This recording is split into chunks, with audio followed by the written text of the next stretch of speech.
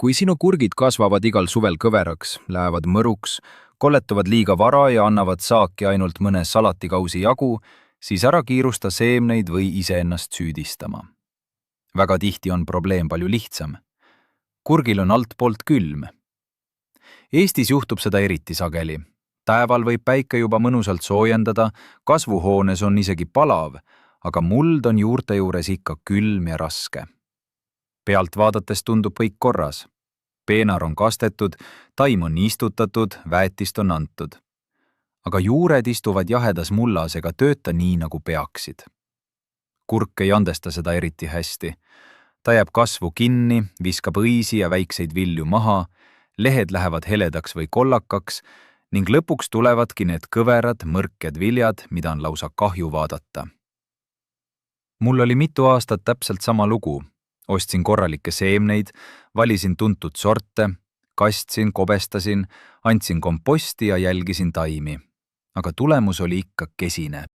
Väedid kasvasid aeglaselt, lehed ei olnud ilusad tumerohelised, osa väikseid kurgihakatisi kuivas ära ja viljad jäid ebaühtlased. Siis proovisin üht väga lihtsat võtet. Panin kurgipeenra põhja värsket rohelist rohtu. Mitte peale multsiks, vaid just alla, mullakihi sisse, sinna, kus hiljem hakkavad juured toimetama. Ja vahe oli näha juba samal suvel. Tegin meelega 2 peenart kõrvuti, ühe täiesti tavaliselt, muld, kastmine ja tavaline hooldus. Teise peenra tegin rohelise rohupadjaga. Sordid olid samad, istutusaeg oli sama ja kastsin mõlemad peenart ühtemoodi. Alguses ei olnud suurt vahet märgata, taimed justkui alustasid ühes rütmis. Aga paari nädala pärast hakkas rohupadjaga peenar selgelt ette minema. Lehed olid suuremad ja tumedamad, väedid tugevamad ning õisi ja viljahakatisi tuli rohkem. Tavalises peenras taimed kasvasid ka, aga kuidagi vaevalisemalt. Lehed olid heledamad, osa väikseid kurke kolletas ja kukkus maha, saaki tuli korraga vähe. Suve keskpaigaks oli erinevus juba väga selge. Tavalisest peenrast sain korraga mõne kurgi, aga rohelise padjaga peenar andis korraliku kausitäie. Viljad olid sirgemad, prindimad ja ilma tugeva mõrkjuseta. Siis sain aru, et asi ei olnud mingis imerohus.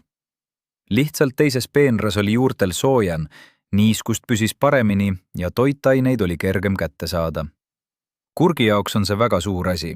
Kurk on soojalembene taim. Meie kliimas on see eriti tähtis meeles pidada. Kevadel võib õhkpäeval kiiresti soojaks minna, aga muld soojeneb palju aeglasemalt. Kui istutada kurk liiga vara külma maasse, siis taim ei sure võib-olla kohe ära, aga ta saab stressi. Ja see stress jääb pikaks ajaks näha. Kui kurk saab külma, kuivab läbi, kannatab järske temperatuuri kõikumisi või jääb nälga, võivad viljad muutuda mõruks. Selle mõrkjuse taga on ühendid, mida nimetatakse kukurbitatsiinideks. Seega mõrukurk ei tähenda alati halba sorti. Sageli tähendab see lihtsalt, et taim kasvas ebamugavates tingimustes. Roheline padi aitab neid tingimusi pehmemaks muuta. Kui värske roheline mass mullas tasapisi laguneb, annab see veidi soojust, hoiab niiskust ja muutub ajapikku toiduks. Seda ei tasu ette kujutada nagu kuuma ahju peenra all. Sellist tugevat kuumust seal tavaliselt ei teki. Aga isegi väike lisasoojus ja kobedam niiske kiht juurte all aitab kurgil palju paremini alustada. Kõige tähtsam on teha seda õigesti. Roheliseks padjaks sobib noor mahlane rohi, näiteks nõges, võilill, ristik, värskelt niidetud muru, noored umbrohud ilma seemneteta, peedipealsed, porgandipealsed või takjalehed. Kõige parem on just roheline ja mahlane mass, mitte kuiv põhk. Põhk on samuti kasulik, aga seda kasutan pigem peal multsina. Nõges on väga hea, sest see laguneb kiiresti ja annab palju rohelist massi. Kurgil on seda kasvamise alguses vaja. Kui taim saab tugeva alguse, peab ta hiljem paremini vastu nii jahedatele öödele, palavatele päevadele kui ka suurele saagikoormusele. Võilill sobib samuti. Tema pikk juur toob mullast üles mineraalaineid. Kui võilille lehed ja juured satuvad peenra põhja ja hakkavad lagunema, jõuab osa neist ainetest tagasi mulda taimedele kättesaadavamal kujul. Ristik on samuti hea roheline orgaanika, aga siin tuleb üks asi selgelt välja öelda. Kui ristik on juba maha lõigatud ja peenrasse pandud, siis ta ei seo enam õhust lämmastikku nagu elus taim. Peenras laguneb ta lihtsalt rohelise väetisena ja annab toitaineid tasapisi tagasi. Võib kasutada ka muud noort rohtu, mida aias parajasti on. Peaasi, et see oleks puhas, maalane ja ilma küpsete seemneteta. See on väga oluline reegel.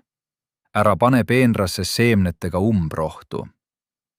Kui viskad kurgipeenra põhja, maltsa, vesiheina või muud umbrohtu, millel on juba seemned küljes, siis külvad need ise oma peenrasse. Hiljem tärkavad nad kurkide vahel ja neid on sealt väga ebamugav kätte saada. Samuti ära pane peenrasse elusaid orasheinajuuri ega kassitapujuuri. Need taimed on väga visad.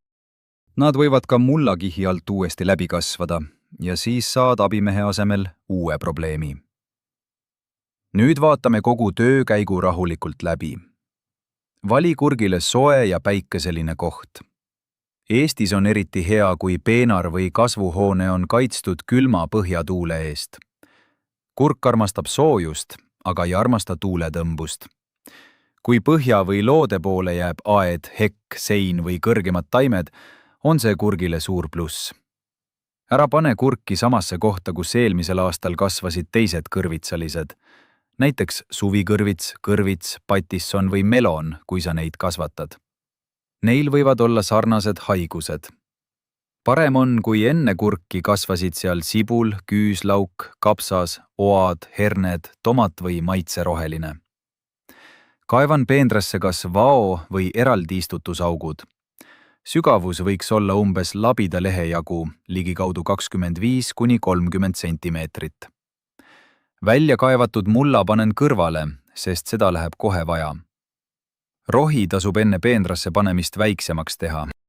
Seda ei pea päris peeneks puruks hakkima, aga pikad varred võiks labida, oksakääride või aiakääridega lühemaks lõigata. Mida väiksem on roheline mass, seda ühtlasemalt hakkab see lagunema. Augu või vao põhja panen umbes 15 sentimeetri jagu rohelist massi. Seda võib kergelt kokku vajutada, aga mitte pressida täiesti tihedaks märjaks klombiks. Kui rohi jääb liiga tihe ja õhuta, võib see hakata hapnema. Meil ei ole vaja juurte alla haisvat sood, vaid kohevat ja niisket padjakihti. Seejärel kastan rohumassi sooja veega, just sooja veega. Kõige parem on vesi, mis on tünnis või kastekannus päikese käes seisnud. Otse kaevust või kraanist tulev jääkülm vesi jahutab peenart ja pidurdab mullaelustikku. Kui vesi on sisse imbunud, katan rohu mullaga. Peale peab jääma korralik mullakiht, et kurgi noored juured ei puutuks kohe värske rohelise massiga kokku.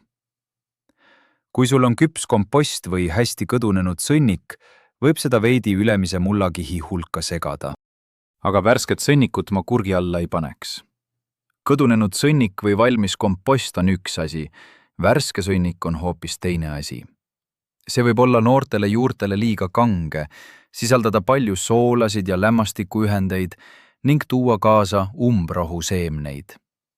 Ohutum on kasutada küpset komposti, huumust või rohelist orgaanilist patja. Pärast peenra ettevalmistamist võib lasta mullal paar päeva vajuda ja soojeneda. Alles siis istutan taimed või külvan seemned. Eestis tasub avamaale kurki istutada alles siis, kui muld on päriselt soe ja ööd ei ole enam külmad. Paljudes kohtades tähendab see mai lõppu või juuni algust. Kasvuhoones saab varem alustada, aga ka seal tuleb öökülmadega ettevaatlik olla. Kui istutad ette kasvatatud taimi, tee seda väga õrnalt. Kurk ei armasta juurte häirimist. Võta taim potist koos mullapalliga välja, pane istutusauku ja täida küljed mullaga. Kui taim ei ole välja veninud, ära mata teda liiga sügavale. Kui külvad seemnest, külva ainult sooja ja niiskesse mulda. Külmas mullas võivad seemned kaua venida, halvasti idaneda või lihtsalt mädanema minna. Soojas mullast tärkab kurk palju ühtlasemalt. Pärast istutamist on väga kasulik peenar pealt multsida. Mults tähendab orgaanilist kihti mulla pinnal. Kurgile sobib hästi hein, põhk, kuivatatud niidetud muru, vanad kõdunenud lehed või peenem taimepuru. Kiht võiks olla umbes 5 sentimeetrit. Peaasi, et multši ei surutaks päris varre vastu, sest liiga märg koht varre ümber võib soodustada mädanikku. Multš teeb mitu tööd korraga.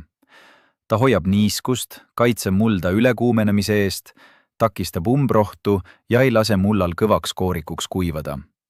Samal ajal laguneb ta tasapisi ja parandab mulda. Kastmine on kurgi puhul eraldi oluline teema. Kurk koosneb suuresti veest, seega kuivale jäämist ta ei talu. Kui taim ükskord tõsiselt läbi kuivab, võib kasv seiskuda, õisi ja viljahakatisi kukub maha ning viljad võivad hiljem mõruks minna. Samas ei tähenda see, et peenar peab iga päev poriseks kastetud olema. Parem on kasta harvem, aga korralikumalt. Kuumadel päevadel vajab kurk muidugi regulaarset kastmist, eriti kasvuhoones. Aga täpne rütm sõltub ilmast, mullast ja multšist. Liivane muld kuivab kiiresti. Raske savikas muld hoiab vett kauem. Vaata mitte ainult kalendrit, vaid ka mulda. See peab olema niiske, aga mitte vettinud. Kasta alati sooja veega. Eestis on see eriti tähtis, sest ööd võivad ka suvel jahedad olla. Kui kallad külma vett otse juurtele, saab taim jälle lisastressi. Kasvu alguses vajab kurk lämmastikku. Osa sellest tuleb lagunemast rohelisest padjast. Kui aga algab massiline õitsemine ja viljumine, suureneb vajadus kaaliumi ja fosfori järele. Sellest sõltub, kui hästi viljad täituvad ja kas väikesed kurgid jäävad taime külge või kolletuvad. Üks lihtne kaaliumiallikas on puutuhk, aga tuhaga tuleb olla mõõdukas. Tuhk ei anna ainult mineraale, vaid muudab ka mulla reaktsiooni leeliselisemaks. Kui muld on juba niigi lubjarikkas või aluselisem, võib liigne tuhk teha rohkem kahju kui kasu. Kasuta ainult puhast puutuhka, mitte värvitud laudu, vineeri, plastikut, prügi ega muud sellist. Võib teha tuhalotist. Võta umbes klaas sõelutud tuhka ämbri vee kohta, sega läbi, lase seista ja kasta sellega niiskele mullale. Seda ei ole vaja teha kogu aeg. Viljumise ajal piisab aeg-ajalt antud mõõdukast turgutusest, kui taim näitab, et tal on toitaineid vaja. Kui viljad kasvavad kõveraks, ei tähenda see alati ainult kaaliumi puudust. Põhjuseid võib olla mitu. Ebakorrapärane kastmine, külmad ööd, halb tolmlemine, liiga suur saagikoormus, juurte kahjustus või üldine toitainete puudus. Seetõttu ei tasu kohe kõike korraga peenrasse valada. Vaata kõigepealt tingimused üle. Nüüd räägime kujundamisest.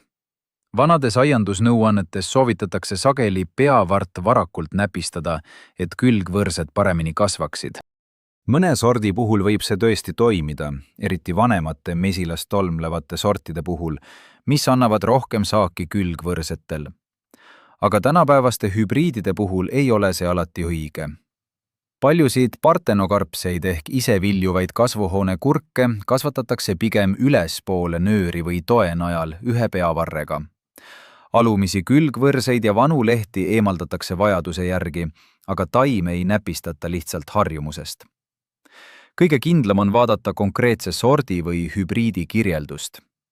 Kui tegu on vana tüüpi mesilast tolmleva sordiga, võib näpistamisest abi olla. Kui tegu on moodsa kasvuhoone hübriidiga, on parem kasvatada teda vertikaalselt ja kujundada ettevaatlikumalt. Kui kurgid kasvavad avamaal ja roomavad mööda peenart, ei pea asja liiga keeruliseks tegema. Peaasi, et taimed ei oleks liiga tihedalt, lehed saaksid õhku ja viljad ei lamaks pidevalt märjas mullas. Ka tolmlemisega tuleb arvestada. Partenokarpsed hübriidid suudavad vilju moodustada ilma tolmlemiseta. Neid kasvatatakse tihti kasvuhoones. Mesilast tolmlevad sordid vajavad aga putukaid. Kui putukaid on vähe, võivad viljahakatised kolletuda ja maha kukkuda. Tolmeldajate meelitamiseks võib kurgipeenra lähedale istutada tilli, basiilikut, saialille, kurgirohtu, koriandrit või muid õitsevaid taimi. See ei ole imekaitse kõigi kahjurite vastu, aga aias on sellest palju kasu. Rohkem putukaid tähendab paremat tolmlemist ja elavamat aeda. Nüüd haigustest. Üks sagedasi kurgi probleeme on jahukaste. Lehtedele ilmub valkes kirme, hiljem lehed kolletuvad ja kuivavad. Sageli tuleb see suve teises pooles, kui ööd muutuvad jahedamaks, õhk on niiskem ja taimed on liiga tihedalt. Ennetuseks ära istuta kurke liiga tihedalt. Ära kasta õhtul külma veega lehtede peale. Eemalda vanad haiged lehed ja hoia taimed üldiselt tugevad. Tugev taim elusas mullas peab paremini vastu kui nõrk taim külmas ja vaeses peenras. Kodustest leebematest vahenditest kasutatakse mõnikord soodalahust vähese rohelise seebiga või veega lahjendatud vadakut. Aga need ei ole imeravimid. Kui haigus on juba tugevalt levinud, ei pruugi rahvavahendid seda peatada. Seetõttu on kõige parem panustada ennetusele, soe muld, mõõdukas niiskus, õhu liikumine, puhas peenar ja regulaarne saagikoristus. Ka saagi korjamine mõjutab seda, kui kaua kurk edasi kannab. Kurke tuleb korjata sageli. Kuumal ajal parem iga päev või üle päeva. Kui jätta suured ülekasvanud viljad taime külge, saab taim justkui signaali, et seemned on valmimas ja uute viljade moodustamine aeglustub. Korja kurgid ettevaatlikult. Kõige parem on lõigata need kääride või noaga, jättes väikese varrejupi külge. Ära rebi väetidest, sest kurgil on pindmine juurestik ja seda on lihtne häirida. Nüüd väga tähtis asi Eesti suve lõpus. Kuidas saaki pikendada? Kurk võib anda saaki üsna pikalt, kui tal on soojust, niiskust ja toitu. Aga meil tulevad augusti lõpus ja vahel isegi varem jahedad ööd. Just need võivad kasvu kiiresti pidurdada. Päeval on veel päike ja soe, viljahakatised on küljes, aga öösel langeb temperatuur järsult. Taim saab stressi. Pärast selliseid öid võivad lehed kiiremini kollaseks minna, uued viljad arenevad halvasti ja väädid jäävad justkui seisma. Seepärast ei tasu vaadata ainult päevast ilma. Kurgi puhul on öine temperatuur väga oluline. Kui lubatakse jahedat ööd, kata peenar kattelooriga. Ära oota päris öökülma. Kurk hakkab kannatama juba tugeva jahedusega, eriti siis, kui muld on märg ja külm. Katteloor aitab taimede ümber hoida pehmemat mikrokliimat. Öösel püsib soojus paremini, hommikul tuleks kate ära võtta või vähemalt avada, et lehed saaksid õhku ja liigne niiskus ei jääks taime ümber seisma. Enne jahedat tööd tasub kontrollida ka mullaniiskust. Kergelt niiske muld hoiab soojust paremini kui täiesti kuiv muld, aga üle ujutada ei tohi. Külma ilmaga liigne märgus suurendab mädanike riski. Augusti lõpus või septembri alguses võib teha kerge sanitaarlõikuse. Eemalda vanad kollased lehed, haiged lehed ja tühjad väädid, kus enam viljahakatisi ei ole. Aga ära tee taime täiesti paljaks. Rohelised terved lehed on talle endiselt toidu tootmiseks vajalikud. Selline puhastus parandab õhu liikumist, vähendab juurte koormust ja aitab taimel suunata jõudu uutele võrsetele ja viljadele. Kui ilm püsib veel soe, võib kurk pärast seda anda teise väiksema saagilaine. Peamine on mitte peenart liiga vara maha kanda. Paljud näevad esimesi kollaseid lehti ja mõtlevad, et nüüd on kurgiga kõik. Aga kui juured on terved, muld on veel soe, niiskust jagub ja külmad ööd on kattelooriga pehmendatud, võib saaki saada veel mitu nädalat. Võtame kogu võtte lühidalt kokku. Vali soe ja päikeseline koht. Kaevan peenrasse vao või istutusaugud. Panen põhja noore hakitud rohelise rohu, ilma seemnete ja elujõuliste umbrohu juurteta. Kastan sooja veega.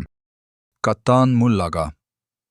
Istutan taimed või külvan seemned alles siis, kui muld on soe. Multsin pealt. Kastan sooja veega, ei lase läbi kuivada, aga ei tee ka sood. Viljumise ajal annan vajaduse korral mõõdukalt lisatoitu. Korjan kurke sageli. See ongi kogu põhimõte. Mingit maagiat siin ei ole. Kurk vajab soojust, niiskust, õhku mullas ja kergesti kättesaadavat toitu. Roheline padi aitab seda kõike anda loomulikumal viisil. See ei asenda täielikult hooldust. See ei tee halvast sordist imetaime ega päästa peenart, mida ei kasteta. Aga see loob kurgile palju paremad tingimused, eriti meie jahedamate kevadete ja lühikese suvega. Proovi kas või ühte sellist peenart võrdluseks. Tee üks peenar tavaliselt ja teine rohelise rohupadjaga. Juba lehtede, õite ja esimeste viljade järgi on näha, kas sinu aias on vahe olemas.